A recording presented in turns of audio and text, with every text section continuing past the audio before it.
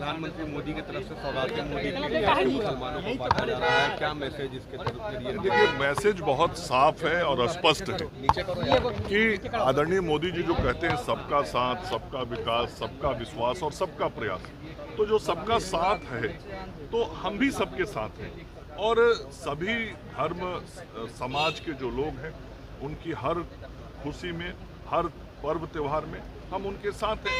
और ये जो ईद का पर्व आने वाला है उस पर्व में भी आदरणीय प्रधानमंत्री जी सभी लोगों को, जो अल्पसंख्यक समाज के हमारे बंधु हैं, उनको अपनी सौगात भेज रहे हैं। ये तो वो बार बार प्रधानमंत्री जी कहते हैं 140 करोड़ भारतवासी हमारे परिवार के सदस्य, सबको अपना परिवार का सदस्य मानते हैं। तो परिवार में जहाँ जिसे जैसी जब खुशी होती है उस खुशी में प्रधानमंत्री जी भी प्रत्यक्ष रूप से शरीक होते हैं।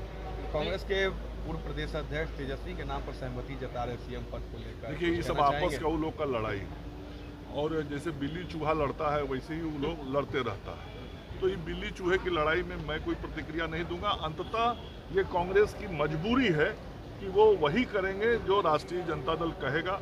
ये बयानबाजी जो कर ले लोग, इन लोगों की कोई ताकत वजूद नहीं है कांग्रेसियों की कि ये लोग खड़ा होकर ठीक से बात भी कर पाए राजद के लोगों से। पर नमाज नहीं पढ़ा जाएगा, ये बातें कही जा रही है। सर इधर भी देखिए, ये जो कानून व्यवस्था की बातें होती हैं, जो स्थानीय प्रशासन होता है, वो वहाँ की जो परिस्थिति होती है, जो उपलब्धता होता है स्थान का, उसके आधार पर निर्णय करता है।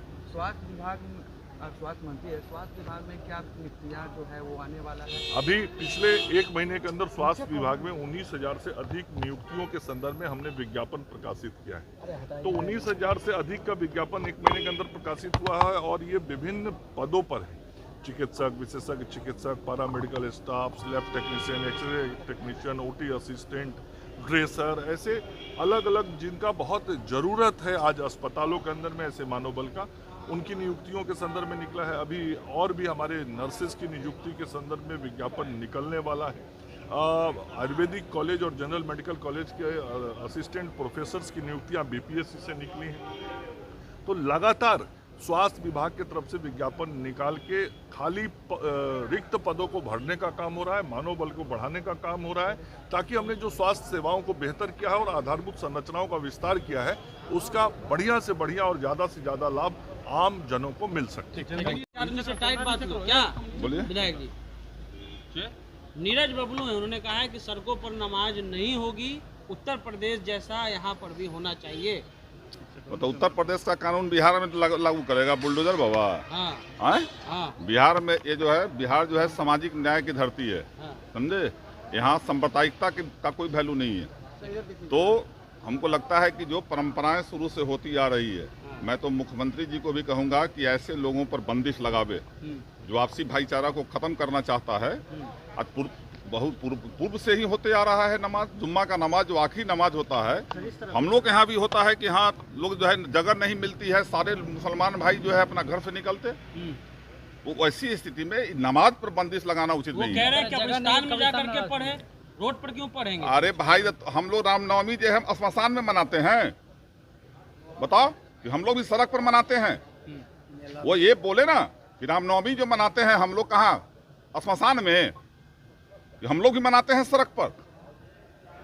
ये भावना से ग्रसित लोग हैं, ये भावना बिहार में नहीं चलने वाली है। आपने कहा कि मेरा नाम मोहम्मद मुन्ना है, हमने ये कहा कि लोग, हम पूछा हमसे मीडिया वाले आप लोगों ने कि बहुत संख्या में मुसलमान भाई आपके इफ्तार में आए हैं, तो मैंने ये कहा कि हमको लोग प्यार से मुन्ना मियाँ भी कहते हैं।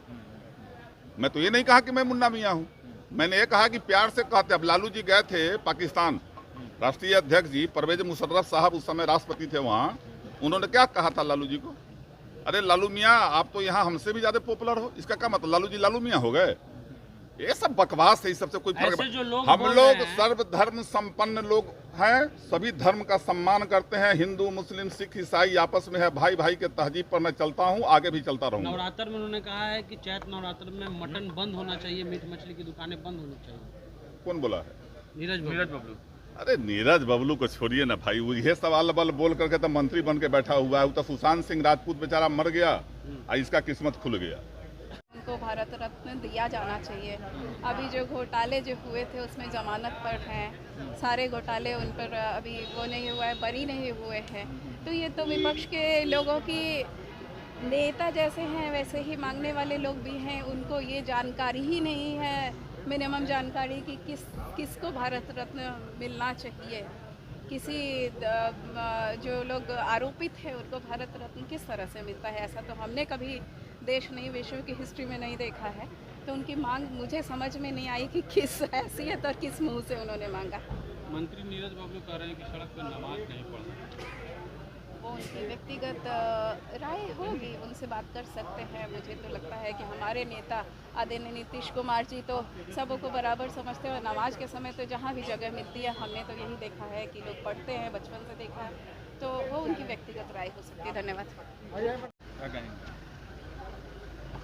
मैं यही कहना चाहती हूँ कि बिहार की जो अपने शासनकाल में जो बिहार ने जो सीन देखा है, उसके हालात तो आम जनता जो रहती है तो ये बिल्कुल नहीं, क्योंकि सबसे ज़्यादा दलितों के नरसंहार उनके शासनकाल में ही हुए हैं। तो मैं इस चीज़ को नहीं नीतीश जी को देना था, क्या कुछ हुआ है?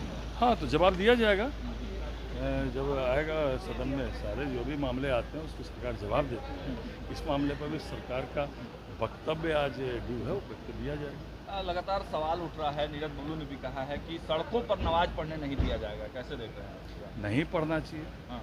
सड़क पर जो है पढ़ने से तो आम जनता को कठिनाई होती है, उसके लिए स्थल चिन्हित सड़क पर तो नहीं पढ़ना चाहिए। आखिरी नमाज है तो सर इसमें भीड़ हो जाती है, नहीं आ पाते हैं। और वैसे भी लोग बोल रहे हैं कि रामनवमी भी तो हम सड़क पे मनाते हैं। नहीं, रामनवमी तो जुलूस के शक्ल में होती है। हाँ, तो वो भी 1 घंटे का, क्योंकि हर नमाज तो नहीं होती रोड पे। अब कल की आखिरी नमाज रोड पे नहीं ही पढ़ना चाहिए, जनता को